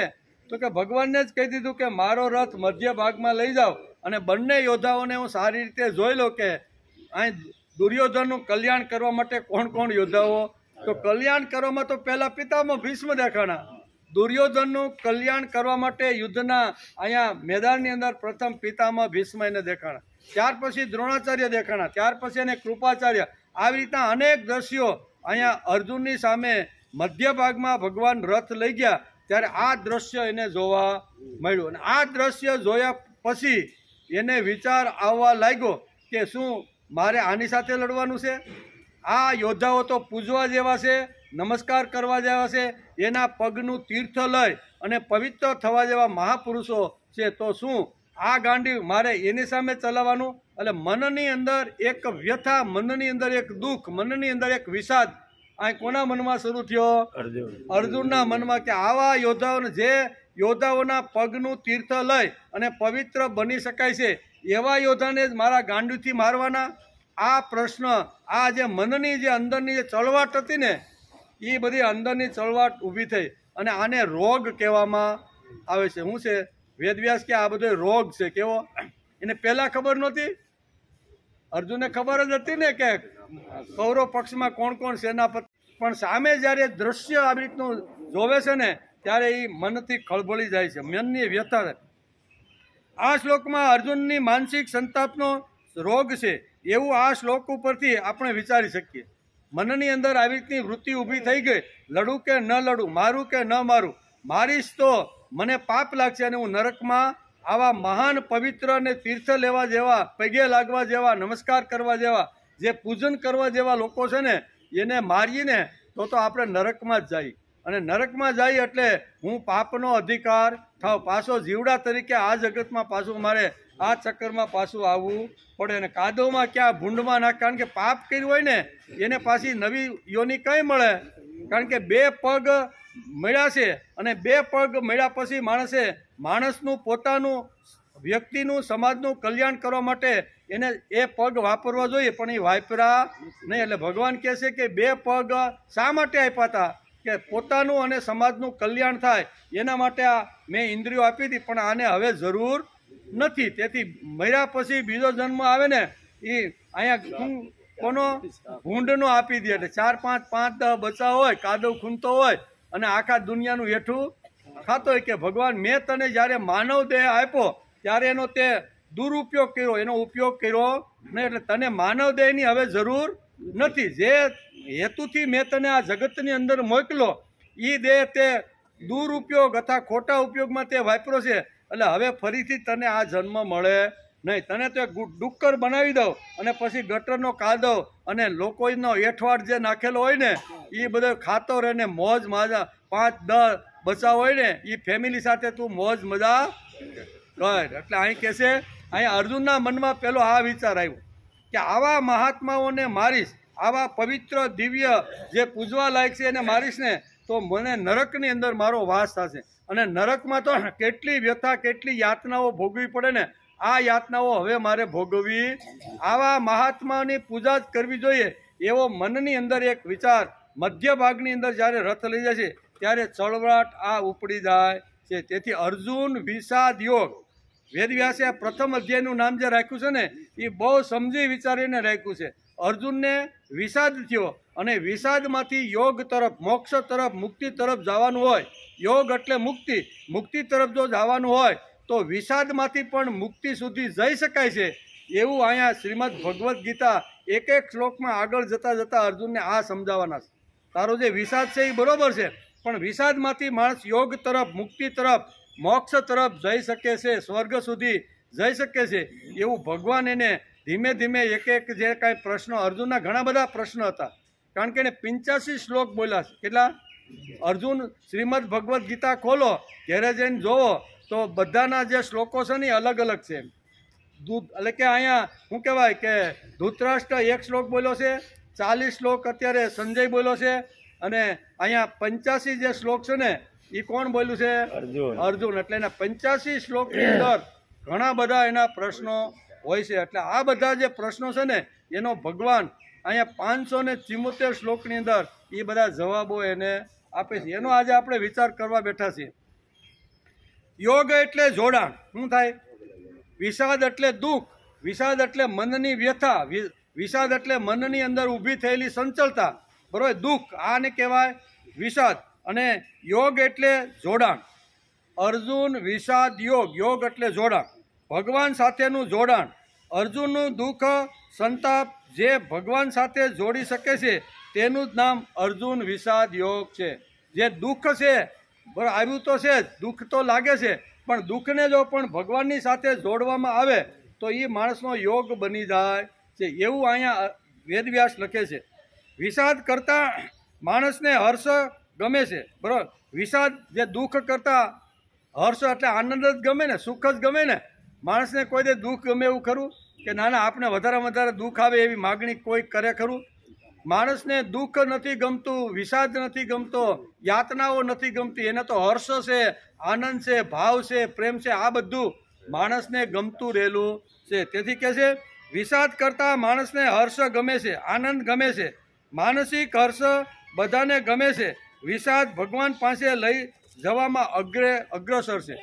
દુઃખ આવે તો કાંઈ ખોટું નથી, વિષાદ થાય તો ખોટું નથી, પણ એ વિષાદને પ્રભુ સુધી લઈ જવાનો માણસે પ્રયત્ન કરવો જોઈએ. એમ કે મુક્ત થવા માટે, મોક્ષ મેળવવા માટે પરમાત્મા સાથેનું જોડાણ અથવા સાનિષ્ઠ મેળવવા માટે જોડાણ. વિષાદ ખૂબ જ જરૂરી છે. પરમાત્મા આપણી સાથે છે જ, પણ તેને જાણવા માટે સમજણ જોઈએ, બરોબર ને? જ્ઞાન જોઈએ. પરમાત્મા તો આપણી સાથે છે જ, બેઠા છે, તેથી તો હાલી શકીએ, બોલી શકીએ, ગાઈ શકીએ, ખાઈ શકીએ, સૂઈ શકીએ છીએ. એ શા માટે? તો કે અંદર પરમાત્મા બેઠા છે, તેથી આ બધું તો છે જ, પણ એ જાણવું ખૂબ જ જરૂરી છે. એને જ જ્ઞાન કહેવાય, એને કહેવાય સમજણ. જ્ઞાન તો બધાને છે કે 24 કલાક ભગવાન મારી અંદર આવીને બેઠા છે, એ જ્ઞાન તો છે જ, પણ સાથે સમજણ પણ ઊભી થવી જોઈએ કે જેનાથી હું બોલું છું, જેનાથી હું ચાલું છું, જેનાથી હું ખાઉં છું, અને ખાધા પછી જેનાથી પાચન થાય છે, એ અંદર રહેલા પરમાત્મા તત્વને માણસે જાણવાનો પ્રયત્ન કરવો જોઈએ. આને કહેવાય સમજણ. જ્ઞાન જુદું અને સમજણ જુદી, બેયમાં ફરક છે. જ્ઞાન તો બધાને છે કે ભાઈ ભગવાન વગર અમે એક ડગલું ચાલી શકવાના નથી, જ્ઞાન તો છે જ, પણ સમજણ કે જે ભગવાન મારી અંદર બેઠો છે, જેના લીધે હું આ બધી ક્રિયાઓ કરું છું, એના માટે મેં શું કર્યું, એના માટે કૃતજ્ઞતા વ્યક્ત કરી કે કેમ, આ જો આવે તો એને સમજણ કહેવામાં આવે છે. કરેલો પ્રેમ અને કરેલું કામ ન કરે, ન ભૂલે, એને કૃતજ્ઞતા કહેવામાં આવે. આને સમજણ કહે છે. એટલે કે વિષાદ ખૂબ જ જરૂરી છે. પરમાત્મા આપણી સાથે છે, પણ તેને જાણવા માટે સમજણ જોઈએ, જ્ઞાન જોઈએ. પ્રશ્ન આપણને એવો ઊભો થાય છે કે વિષાદ યોગ આપણને ન થાય? વિષાદ યોગ આપને ડગલે ને પગલે થાય છે કે નહીં? જેમ અહીંયા અર્જુનને જેમ વિષાદ અત્યારે જે શરૂ થઈ ગયો છે, એવો જ વિષાદ સામાન્ય જીવને પણ પૃથ્વી ઉપર આવ્યા પછી થાય કે નહીં? નાની નાની વાતોની અંદર, ઘરની અંદર સંસાર લઈને બેઠા હોય તો નાની નાની વાતોની અંદર આપણે ઘણીવાર દુઃખ લાગે કે નહીં? અને દુઃખ લાગે એટલે બાપા રિયાઈ જાય, અને બાપા રિયાઈ જાય એટલે 2-3 દિવસ સુધી ખાય નહીં, બોલે નહીં, આવું થાય કે નહીં? દુઃખ આવે છે સામાન્ય જીવને, તો એ સામાન્ય જે દુઃખ આવે છે એને ભગવાન સાથે જોડી દઈ તો એને યોગ થઈ. ભગવાન સાથેનું જોડાણ, દુઃખને પણ ભગવાન સાથે જો જોડી દેવામાં આવે તો એ આપણો યોગ થઈ જાય છે. પ્રશ્ન આપણે એવો ઊભો થાય છે કે વિષાદ યોગ આપણને ન થાય? વિષાદ શબ્દ સમજવો પડે. વિષાદ પ્રત્યેક લોકોને થાય છે, પણ યોગ થતો નથી. વિષાદ તો દુઃખ તો થાય ને આપણે નાની નાની બાબતમાં. આજે આપણે એમ કહીને આવ્યો હોય કે ભાઈ આ શિયાળાના દિવસો હાલે છે અને સરસ મજાનું બપોરે તમે ભરેલા રીંગણાનું ને બાજરાનો રોટલો અને સરસ મજાનો પાપડ ડુંગળીનો દડો અને સરસ મજાનું આવી રીતનું રાખજો અને ઘેરે જઈને થાળીમાં બટેટાનું શાક આવે તો સીધો દુઃખ થાય. સવારે હું કહીને ગયો તો કે આવી રીતનું તમે બનાવજો અને 12 વાગે જો થાળીમાં બટાકાનું શાક બરોબર અને ભાખરી આવે તો શું થાય? એ થોડોક ભલે કહી ન શકતે, ઘણીવાર માણસ આવી રીતનો કહી ન શકે, પણ વિષાદ તો શરૂ થાય ને. હું સવારે કહીને આવ્યો તો હાથ ગાંઠ વાળી હતી. હું ગઈકાલે સરસ મજાનું આવું બધું રીંગણા પણ મેં લાવી દીધા હતા, કોથમીર પણ લાવી દીધા હતા, આ ભરવાના સંભાળિયા બધાય લાવ્યા હતો અને આ હાળી બટાકાનું શાક કરીને બેઠી. થાય કે ન થાય? વિષાદ આવ્યો કે નહીં? દુઃખ આવ્યું કે નહીં? દુઃખ તો જીવને ડગલે ને પગલે. આ નાની નાની વાતો છે. નાની નાની વાતોની અંદર ઘણીવાર માણસને આવી રીતના વિષાદ અથવા દુઃખ આવતું હોય છે. તો એ જે દુઃખ આવે છે એ દુઃખને આપણે ભગવાન સાથે જોડી દઈએ કે ભગવાન તું જે કાંઈ મોકલે, તું જે કાંઈ કરે ને એ મારા કલ્યાણ માટે જ કરતો હોય છે. બરાબર ને? તો આ બધી વાતો છે. વિષાદ સમજવો પડે. વિષાદ પ્રત્યેક લોકોને થાય છે પણ યોગ થતો નથી. અર્જુનને વિષાદ થયો પણ એનો યોગ થઈ ગયો. શા માટે? એ ભગવાનની સાથે જોડાઈ ગયો અને ભગવાનને જ સીધું કહી દીધું કે ભગવાન હું તમારો શિષ્ય બની અને તમારા શરણે આવ્યો છું કે હવે મને હૂંચતું નથી કે હવે ગાંડી ઉપાડું કે નહીં. હવે મારું ગાંડી ઉપડશે નહીં. તમારો શિષ્ય બનીને તમારા શરણે આવ્યો છું. શિષ્ય બનીને એકવાર જો ગુરુની પાસે જાય તો ગુરુ એને બરોબર સરસ મજાનો આવી રીતના વિષાદ એનો દૂર કરી દે છે. અર્જુન અને દુર્યોધનમાં આટલો ફરક છે. આપણે પહેલા જ અધ્યાયના બીજા શ્લોકમાં આપણે જોયું ને કે રથમાંથી ઉતરી અને રાજા તરીકે અહીંયા દ્રોણાચાર્ય પાસે આવે. કેવો? ગુરુ પાસે કોઈ દી રાજા બનીને જવાય? ગુરુ પાસે કોઈ દી રાજા બનીને જવાય નહીં. પણ દુર્યોધન અહીં રાજા બનીને દ્રોણાચાર્ય પાસે આવ્યો છે અને અર્જુન શિષ્ય બનીને ભગવાનના ચરણમાં પડી ગયું કે ભગવાન આ વિષાદ મારી અંદર એક ઉત્પન્ન થયો છે, સંચલતા ઉત્પન્ન થઈ છે, મારું કે ન મારું, ગાંડી ઉપાડું કે ન ઉપાડું, પૂજવા લાયકને મારવા જોઈએ કે ન મારવા જોઈએ, જેની આરતી ઉતારવાની હોય એની સામે ધનુષ મારે કેમ? આ બધા અનેક જે વાતો હતા ને એ ભગવાનના ચરણમાં ધરી જાય. ભગવાન આવું મારા મન હલી ગયું છે કે હવે મધ્ય ભાગમાં આવ્યા પછી આ બધાને જોયા પછી મારા મનમાં કેવી ચળવાળ થઈ છે ને આ બધું અર્જુન કહે છે. અર્જુનને વિષાદ યોગ થાય છે માટે શ્રીમદ ભગવદ્ ગીતાના પ્રથમ અધ્યાયની અંદર આ બધી વાતો વ્યાસે લખી રાખી છે. આ પ્રથમ અધ્યાય ખૂબ જ મહત્વનો છે. 17 અધ્યાય કરતાં પણ વધારે અગત્યનો કોઈ જો અધ્યાય હોય ને તો એ પ્રથમ અર્જુન વિષાદ યોગ છે. ઘણા લોકો કે ભાઈ પ્રથમ અધ્યાયમાં કાંઈ લેવાનું નથી. બુદ્ધિમાન અને જ્ઞાની અને ઘણા વિદ્વાન પુરુષો એમ કહે છે કે શ્રીમદ ભગવદ્ ગીતાની અંદર પહેલા અધ્યાયમાં ખોટો એ કે ટાઈમ ભગવાને આ બધો બગાડ્યો છે. એના કરતાં બીજા અધ્યાયના 11મા શ્લોકથી જો શરૂઆત કરે તત્વજ્ઞાની તો બરોબર. ઘણા લોકોનો આવી રીતની દલીલો પણ હોય છે. પણ આ વિષાદ સમજ્યા વગર માણસ આગળ જઈ શકતો નથી. જો આ સીધો લડવા માંડ્યો હોત તો એમાં ક્યાં આપણે મળવાનું હતું આ તત્વજ્ઞાન? કાંઈ વાંધો નહીં, મધ્ય ભાગમાં લઈ લો, નજર ફેરવી લીધી, કોને મારવાના છે ને ગાંડી ઉપાડી અને ધડબડાટી જો શરૂ કરી દીધી હોત તો આપણે ગીતા મળત? આપણે કોઈ દી ગીતા મળત નહીં. અર્જુનને વિષાદ થયો છે. અર્જુન આપણો પ્રતિનિધિ બન્યો છે. તેથી જ આપણે અહીં બેઠા બેઠા શ્રીમદ ભગવદ્ ગીતાને આપણે વાંચી રહ્યા છીએ. નકર વાંચી નહીં. ગીતા મળી એનું કારણ અર્જુનને વિષાદ થયો અને વિષાદમાંથી બહાર નીકળી અને મોક્ષ તરફ જવાનું હોય તો શું શું કરવું જોઈએ? આ અનેક પ્રશ્ન અર્જુને અહીંયા ભગવાનને પૂછેલા છે અને વિષાદમાંથી યોગ તરફ લઈ અને આવી રીતનો એક મહામાનવ બનાવવાનો અહીંયા ભગવાને પ્રયત્ન કર્યો છે. જીવમાંથી શિવ થવાનું હોય, કંકરમાંથી શંકર થવાનું હોય ને અને વાનરમાંથી જો નર થવાનું હોય ને તો આ બધી વાતો ખૂબ જ અગત્યની છે. તેથી વેદ વ્યાસે અહીંયા પ્રથમ અધ્યાય કાંઈ ખોટો અથવા સમય પસાર કરવા માટે કાંઈ લખ્યો નથી. ઘણા કહે ને વિદ્વાન કે સમય પસાર કરવા માટે આ આખા એટલા બધા શ્લોકો નકામાં ખોટા કીધા.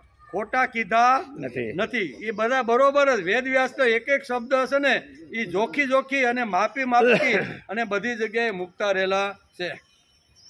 આ અધ્યાય ખૂબ જ અગત્યનો છે. આ પ્રથમ અધ્યાય જો આપણને ન સમજાય તો બાકીના 17 અધ્યાયમાં પણ માણસ ગોથા જ ખાવાનું. પ્રથમ અધ્યાય જો આપણે ન સમજાય તો 17 અધ્યાય આપણે જે સમજવા બેઠા છીએ ને એમાં આપણે બધા ગોથા જ મારવાના સહી. તેથી પહેલો અધ્યાય ભલે વાર લાગે, એને એક એક શબ્દની અંદર વેદવ્યાસે શા માટે આ શબ્દો મૂક્યા છે, કોના માટે મૂક્યા છે ને, આ બધું સમજવાનો પ્રયત્ન આપણે કરવો જોઈએ. આ પ્રથમ અધ્યાય જો આપણે ન સમજાય તો બાકીના 17 અધ્યાયમાં આપણે ગોથા જ ખાવાના છીએ. 21મા શ્લોકથી શરૂઆત થાય છે. અર્જુન વિષાદ યોગ. આપણો વિષાદ યોગ કેમ ન બને? દુઃખ તો માણસને પણ થાય છે, માનસિક સંતાપ આપણને પણ થાય છે, અડચણ આપણને, જેમ અર્જુનને અડચણ આવીને એમ આપણને સંસારીને બધાને અડચણ આવે કે નહીં, બધાને દુઃખ આવે કે નહીં, મનની વ્યથા ઘણીવાર થાય કે નહીં થાય. આટલું આમ કરી છે, છોકરો માનતો નથી, ઘણીવાર માનસિક આવી રીતનો માણસ થાકી જાય કે જેના માટે 20-22 વર્ષ માટે આવી રીતે મહેનત કરી, 1-2 વર્ષનો હતો, બીમાર પડે અથવા કાંઈ થાય ને તો બાપ બધું જ છોડી અને એ હાજો મારો દીકરો કેમ થાય એના જ માટે પ્રયત્ન કરતા હતા. અને 22મા વર્ષે જ્યારે સામે આવીને ઊભો રહીએ તો શું થાય? વિષાદ થાય કે નહીં, દુઃખ થાય કે નહીં, વ્યથા થાય કે નહીં? તો થવાની છે. તો આવા સમયે શ્રીમદ ભગવદ્ ગીતા આપને ઉપયોગી થાય છે. આવા સમયની અંદર જીવને ડગલે ને પગલે, સંસારીને ડગલે ને પગલે આવા વિષાદ થવાના છે. શ્રીમદ ભગવદ્ ગીતાના 4 પાત્રો છે અને 4 પાત્રો સંસારી છે. જુઓ તમે, એમાં એકેય સંન્યાસી નથી. બધા પાત્રો 4 પાત્રો જોઈ. સંજય કેવો? તો કે સંન્યાસી. અર્જુન કેવો? તો કે સંન્યાસી. કૃષ્ણ કેવો? તો એનો તો સંસારની વાત જ નહીં. 16,108 રાખીને બેઠો છે, એનો એવડો મોટો સંસાર. તો સંસારી માટે ગીતા છે, સંન્યાસી માટે નથી. સંન્યાસીની પત્ની મરવાની નથી, એનો બાબોય મરવાનો નથી, એને કાંઈ નુકસાન જવાનું જાય સંન્યાસીને કાંઈ જવાનો. બધી થાય કોને? બાબો આપણો મરે, ધંધામાં આપણે નુકસાન જાય, પત્ની આપણું ન માનતી હોય, પતિ આડોઅવળો હાલતો હોય તો સંસારીને બધું દુઃખ થાય કે નહીં? તેથી ગીતા કોના માટે? ગીતા સંસારી માટે છે. પાંડુરંગ શાસ્ત્રીના પ્રવચનો સાંભળીને આપણે તો પાંડુરંગ શાસ્ત્રીએ હમણાં જ બહુ સરસ એક પ્રવચનમાં હું સાંભળવા ગયો હતો ત્યારે કીધું કે શ્રીમદ ભગવદ્ ગીતા જે છે ને એ સંસારી માટે છે. શા માટે? તો 4 પાત્રોનું વર્ણન દાદાએ કર્યું કે ગીતાના 4 પાત્રો છે ને એ 4 પાત્રો સંસારી છે અને એ સંસારીને માટે ગીતા છે. સંન્યાસીને માટે, સંન્યાસીની પત્ની મરવાની, એનો યુવાન દીકરો મરવાનો, એને કાંઈ ધંધામાં નુકસાન જવાની છે, એને તો દુઃખ કોને હોય? આવી રીતે સંસારમાં બેઠા 1000 ડગલે ને પગલે દુઃખ આવે. એક જગ્યાએથી આવતું નથી. એક જો આમ હાંધીને કમ્પ્લીટ કરીએ ને તો બીજું દુઃખ આપણું તૈયાર થઈ ગયું. તો તકલીફ કોને થાય? અગવડ કોને આવે? વિષાદ કોને થાય? મનની અંદર સંતાપ કોને ઊભો થાય? તો કે જે સંસાર લઈને જે જીવ બેઠો છે ને એ જીવને આટલી બધી અડચણો ઊભી થાય. તો એ અડચણોમાંથી જો બહાર નીકળવાનું હોય ને તો એના માટે જ ગીતા છે. એના માટે શ્રીમદ ભગવદ્ ગીતા છે કે અડચણોમાંથી, દુઃખમાંથી, વિષાદમાંથી જો બહાર નીકળવાનું હોય ને તો એના માટે ભગવાને બહુ સરસ રીતે અહીં 577 શ્લોકની અંદર અહીંયા અર્જુનને ઉપદેશ આપેલો છે. એનો આપણે વિચાર કરવાનો છે. 21મા શ્લોકથી શરૂ થાય છે. એટલે કે 21મા શ્લોકથી અર્જુનનો વિષાદ યોગ શરૂ થાય છે. આપણે વિષાદ યોગ આપણો વિષાદ યોગ કેમ ન બને? આપણો પણ વિષાદને યોગ બનાવવાનો પ્રયત્ન કરવો જોઈએ. આપણો વિષાદ યોગ કેમ ન બને? દુઃખ તો આપણને પણ થાય છે, માનસિક સંતાપ આપણને પણ થાય છે, અડચણ અને અગવડ આપણને પણ આવે છે. ઉઠતાની સાથે દુઃખ અને માનસિક સંતાપની શરૂઆત થાય છે. પથારીમાંથી સવારે 5 વાગે ઉઠ્યા એટલે ત્યાંથી આ માયાજાળ ને જંજાળ આપણે સુખ દુઃખની શરૂ થાય કે નહીં? એ બધી સુખ દુઃખની શરૂ. એટલે ગીતા આપણા માટે ઉઠતાની સાથે અને માનસિક સંતાપની શરૂઆત થાય છે. અર્જુન કરતાં વધારે દુઃખો છે, છતાં અર્જુનની જેમ અર્જુન વિષાદ યોગ આપણો કેમ થતો નથી? અર્જુન કરતાં અનેક પ્રકારની, એને તો ખાલી મેદાનમાં આવ્યા પછી આવા મહાપુરુષોને જોયા પછી વિષાદ થયો, બરોબર ને? અને આપણે તો ડગલે ને પગલે એના કરતાં 1000 ગણો વિષાદ આપણે છે, પણ છતાં આપણો યોગ થતો નથી. શા માટે? કે આપણા વિષાદને આપણે ભગવાન સાથે જોડતા નથી. અર્જુનનો વિષાદ થયો તો એ અહીંયા જેમ દુર્યોધન દોડતો દ્રોણાચાર્ય પાસે આવ્યું, બરોબર ને? અગવડ ઊભી થઈ કોને? દુર્યોધનને, કે આટલું મોટું વ્યવસ્થિત ધૃષ્ટદ્યુમ્નએ સૈનિક ગોઠવું છે તો મને શું થશે? એટલે ડરી ગયેલો દુર્યોધન રથમાંથી ઉતરી અને હાફળો ફાફળો થઈને દ્રોણાચાર્ય પાસે આવ્યો.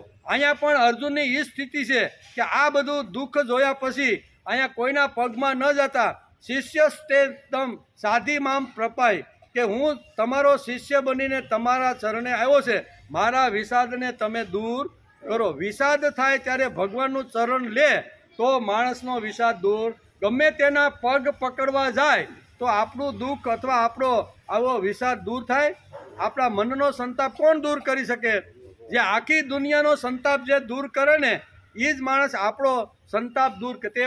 એવા માણસ પાસે જવું જોઈએ કે જેની પાસે દુનિયાની કોઈ વસ્તુ બાકી કોઈ સંતાપ ન હોય, એવા મહાપુરુષના પગ પકડવા જોઈએ. તેથી અર્જુન અહીં ભગવાન શ્રી કૃષ્ણનો શિષ્ય બન્યો છે અને મારી અંદર ચોખવટ કરે છે કે હું અત્યારે હલી ગયો છું, મારું ગાંડીવ અત્યારે અહીંયા શું કહેવાય રથની અંદર પડી ગયું છે, એકવાર તો ઉપાડી લીધું પણ હવે ભગવાન ઉપડે એમ નથી. તો કે શા માટે? તો કે આ બધા જે પૂજવા જેવા છે ને એ જ મારી સામે આવીને મારી સામે લડવા માટે.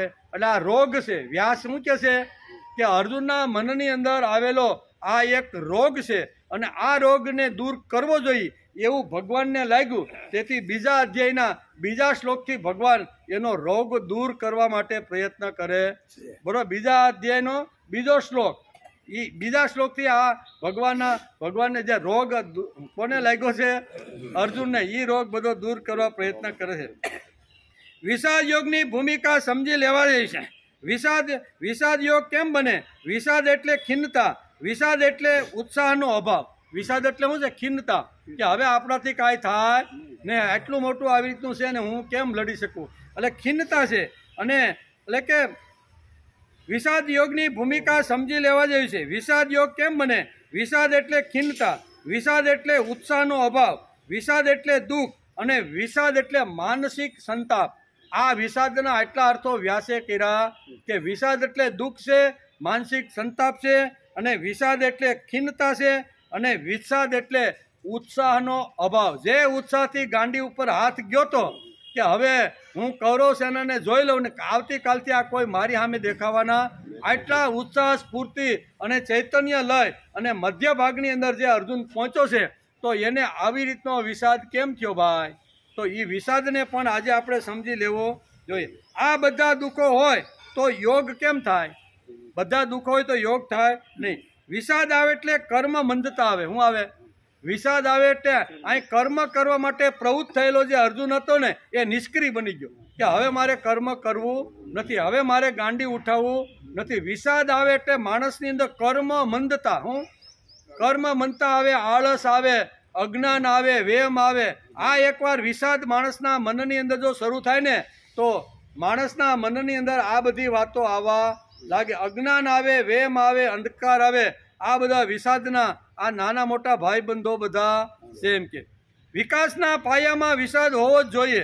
મુક્તિ એટલે કે મોક્ષના પાયામાં વિષાદ તો હોવો જોઈએ, તો જ માણસને મુક્તિ. વિષાદ થાય અને એમાંથી મારે બહાર કેમ નીકળવું એ જો રસ્તો ગોતવા લાગે અને અચ્યુત એટલે ભગવાન કૃષ્ણ જેવા જો હાથમાં આવી જાય તો માણસનો વિષાદ યોગ બની જાય. પણ વિષાદથી થાય છે.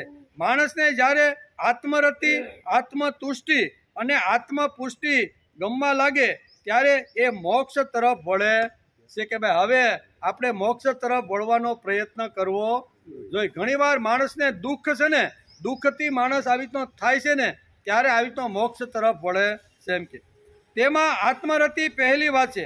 આપણી અંદરનો સ્વનો જે આનંદ લૂંટવાનું મન ક્યારે થાય?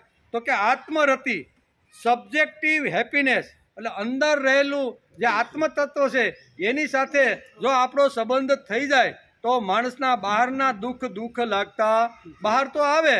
બહાર તો આવી રીતનું ઘણીવાર શારીરિક છે, માનસિક છે, ઇન્દ્રિયોનું આવી રીતની અડચણો બધી ઊભી થાય, પણ માણસની અંદર રહેલું જે આત્મતત્વ છે એની સાથે જીવ પોતાનું જો સંધાન કરી દે તો એને દુઃખ લાગતું નથી. તેથી વ્યાસે બહુ સરસ રીતે આ બધી વાતો આપણે સમજાવવાનો પ્રયત્ન કર્યો છે. તે વળી જેટલા પ્રમાણમાં આવી લાચારી માણસને ચાલવા લાગે તેટલા પ્રમાણમાં જીવન તેજસ્વી બનતું જાય. મોક્ષની શરૂઆત એટલે આ એક વિષાદ છે. મુક્તિ માટે પહેલી વાત એ હોવી જોઈએ કે વસ્તુનિષ્ઠ આનંદમાં લાચારી કરવી પડે છે. વ્યક્તિનિષ્ઠ અથવા કોઈની સાથે સારી રીતે જો સુખ ભોગવવાનું હોય તો બીજાની ઘણીવાર લાચારી કરવી પડે. આ લાચારી કાઢવા માટે અહીંયા ભગવાન બહુ સરસ રીતના અહીંયા ઉપદેશ અહીંયા અર્જુનને આપે છે.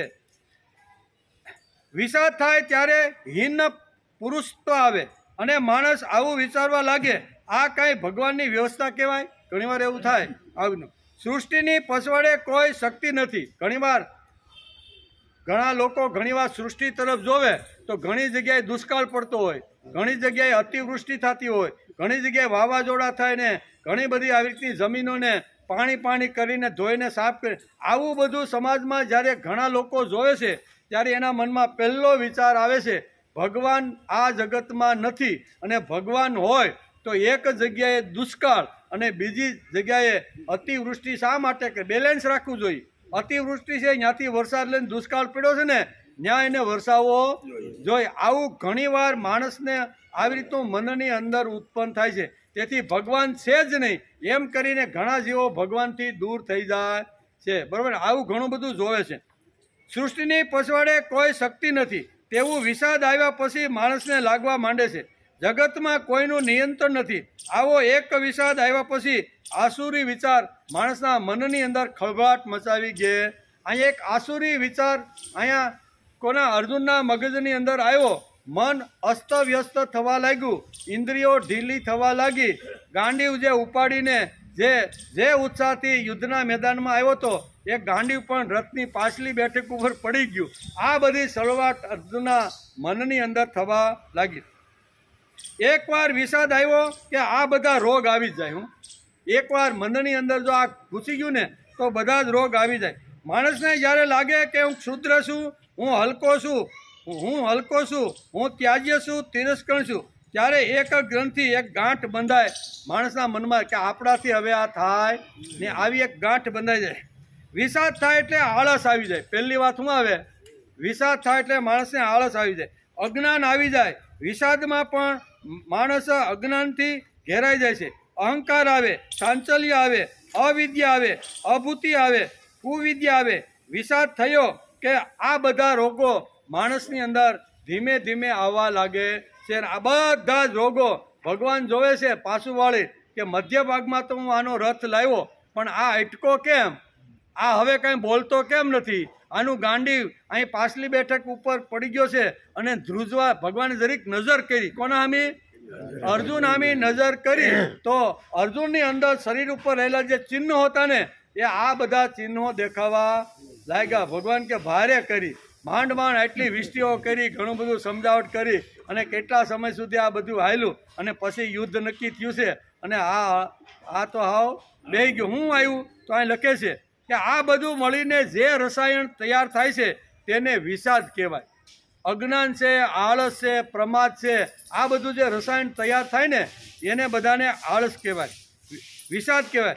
વેદવ્યાસે વિચાર કરીને પ્રથમ અધ્યાયનું નામ વિષાદ, અર્જુન વિષાદ યોગ રાખ્યો. એમને કાંઈ શબ્દો મૂકી દીધા નથી. આ રસાયણના બધા શબ્દોને યોગ લગાડો એટલે ખબર પડે કે તેના વિરોધી યોગો ગીતાકારે શ્રીમદ ભગવદ્ ગીતામાં કીધા. આપણી અંદર આ બધા રોગો છે. ક્યાં? અભૂતિ છે, અજ્ઞાન છે, વેમ છે. બરાબર, આ બધું જે આપણે લઈને જે બેઠા છે ને એની સામે 18 અધ્યાયની અંદર ભગવાને એક એક ટીકડી અર્જુનને દવાની આપેલી છે. એને જે રોગ થયો ને એ રોગની સામે ભગવાને એને ટીકડી આપી દીધી. બરાબર, કઈ ટીકડી આપી છે? તો કે હીન પુરુષોત્તમની સામે પુરુષોત્તમ 15મો અધ્યાય આપી દીધો અર્જુનને.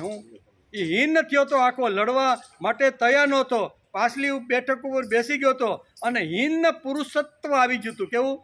આપણાથી થાય નહીં, હું તો ક્ષુદ્ર છું, લાશું, આ મારાથી બાણ હવે. આની સામે ભગવાને કીધું કે હીનત્વમાંથી તારે પુરુષોત્તમ સુધી જવાનું હોય તો આ એક ટીકડી આપું છું. એટલે કઈ ટીકડી આપી? હીનત્વ માણસ હોય તો એની સામે ભગવાને પુરુષોત્તમ યોગ આખો ધરી દીધો. પછી અભૂતિની સામે 10મો વિભૂતિ યોગ આપી દીધો. આખું બધું બતાવ્યું કે ભાઈ જોઈ લે હું ક્યાં કેવી રીતનો બેઠો છું ને એ તું જરીક જોઈ લે. એટલે આ બધા જે રોગ હતા ને એ રોગનું આખું લિસ્ટ છે.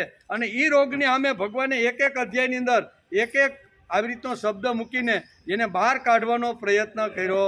જેના મગજની અંદર, જેની બુદ્ધિની અંદર, જેના વિચારોની અંદર, જેની ઇન્દ્રિયોની અંદર જે વિષાદ ઘૂસી ગયો છે ને એ વિષાદ કાઢવાનો હોય તો આ બધી ટીકડી લેવી પડે. બરાબર ને? તો ત્રીજી ટીકડી આપી અજ્ઞાન. અજ્ઞાનની સામે જ્ઞાન યોગ કીધો. ગીતા વાંચો ને, આ બધું બહુ સરસ છે. અજ્ઞાનની સામે જ્ઞાન યોગ કીધો. આસુરી સંપત્તિ સામે દેવાસુર સંપત્તિ વિભાગ 16મો અધ્યાય આખો કે ભાઈ તને આ આસુરી વિચાર તારા મગજમાં આવી ગયો છે ને, એને જો દેવાસુર સંપત્તિ વિભાગ યોગની એક ટીકડી આપું છું, આ ટીકડી લઈ લે ને એટલે તું હારો થઈ જાય. જેમ ડૉક્ટર આપને કહે ને કે આ 3 દિવસની બાપા ટીકડી આપું છું, સવાર બપોર અને સાંજ, કોઈ પાણી સાથે ને કોઈ દૂધ સાથે તમે લેશો એટલે તમારો તાવ. એમ અર્જુનને જોયા પછી ભગવાનને થયું કે આ તો આને રોગ ઘરી ગયો છે, કેટલા પ્રકારનો રોગ છે અને એ રોગ કાઢવા માટે મારે ખૂબ મહેનત કરવી પડશે. તેથી એક એક રોગની સામે અહીંયા ટીકડી આપે છે. આસુરી સંપત્તિ સામે દેવી સંપત્તિ, બંધનની સામે મોક્ષ સંન્યાસ યોગ આખો આપી દીધો. કેવો મોક્ષ? તારું બંધનમાં છો ને ભાઈ, તને લાગે છે કે આને મારીને હું બંધનમાં ને નરકમાં જાય ને તો તારે કાંઈ ઉપાધિ કરવાની, એમ કરીને મોક્ષ સંન્યાસ યોગ નામનો આખો અધ્યાય એની સામે ધરી દો. આળસની સામે એને કર્મયોગ બતાવ્યો. કેવો? આળસુ માણસો હોય ને એની સામે એને કર્મયોગ બતાવ્યો. સાંચલ્યની સામે ધ્યાન યોગ સમજાવ્યો. મન જો આડું અવળું ધજાની પૂંછડીની જેમ ભાગતું હોય ને તો તું ભગવાનની અંદર ધ્યાન ધર, એટલે આખો ધ્યાન યોગ 12મો જે હું છે આખો ભક્તિ અને ધ્યાન યોગનો છે કે ધ્યાન કેવી રીતનું ધરવું, મનની સંચલતા કેવી રીતની દૂર કરવી, આ એક એક ટીકડી આપે છે. ગીતા વાંચી તો ખબર પડે ગીતા આપને ક્યાં લઈ જવા માગે. એ બધું આગળ આવવાનું છે, પણ અત્યારે અહીંયા વિષાદ થયો છે તો વિષાદની અંદર આ ખાલી આપણે હાઇલાઇટ અત્યારે કરી છે. હું સાંચલ્યની સામે ધ્યાન યોગ આપ્યો છે. અહંકારની સામે સમર્પણ યોગ. એકવાર સમર્પણ થઈ જાય, ભલે તને બુદ્ધિનો અહંકાર હશે, વિત્તનો અહંકાર હશે, વિદ્યાનો અહંકાર હશે, આ બધા અહંકારો તારી અંદર પડેલા છે, પણ એને તું સમર્પિત કરી દે મારા શરણે, એટલે આ બધા તારા સરસ સાધનો થઈ જાય. અવિદ્યાની સામે રાજવિદ્યા રાજગુહ્ય. તો ખરા એક એક ટીકડી જે આપી છે ને એ જબરજસ્ત સમજવા જેવી છે. બહુ સરસ બધાની ટીકડીઓ બધી આપી છે. વેદ વ્યાસે એક એક રોગની સામે એક એક દવાની ટીકડીઓ અર્જુનને આપવાની શરૂઆત કરી છે, પણ આપણો ટાઈમ પૂરો થઈ ગયો.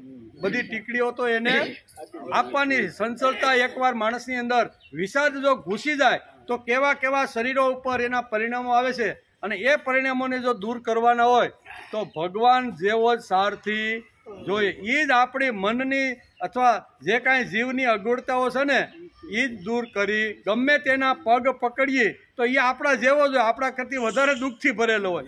એને તમે તમારું દુઃખ કહો તો શું થાય ભાઈ? આપણે એમ કે નાના ફલાણા બાપા પાસે જાય તો એ આપણા કરતાં વધારે રોગી હોય, તો એ આપણું દુઃખ ક્યાંથી કરે? તો જેની અંદર કોઈ પ્રકારનો રોગ નથી, જે કોઈની બિલકુલ સંચલતા નથી, એવા મહાપુરુષ એટલે ભગવાન કૃષ્ણની પાસે જાય તો આપણા બધા વિષાદ દૂર થાય. ઘણી બધી વાતો છે આ શ્લોકની અંદર, બહુ સરસ રીતે અહીંયા વેદવ્યાસે આપને અહીંયા 21મા શ્લોકની અંદર સમજાવવાનો પ્રયત્ન કર્યો છે. ત્યાર પછી આવે છે 22મો શ્લોક. એની અંદર આગળ અર્જુનની આખી જે મનની સ્થિતિ આગળ કઈ રીતે થાય છે ને એનું વર્ણન વ્યાસે કર્યું છે, પણ એ બધું સોમવારે આપણે આવશું ત્યારે 22મા શ્લોકની અંદર શું ભગવાન અર્જુનને કઈ કઈ વાત સમજાવીને હળવે હળવે એક એક ટેબ્લેટ આપતા આપતા ક્યાં સુધી પહોંચાડે છે ને એનું વર્ણન 22મા શ્લોકની અંદર કરવામાં આવ્યું છે. એનો વિચાર આપણે સોમવારે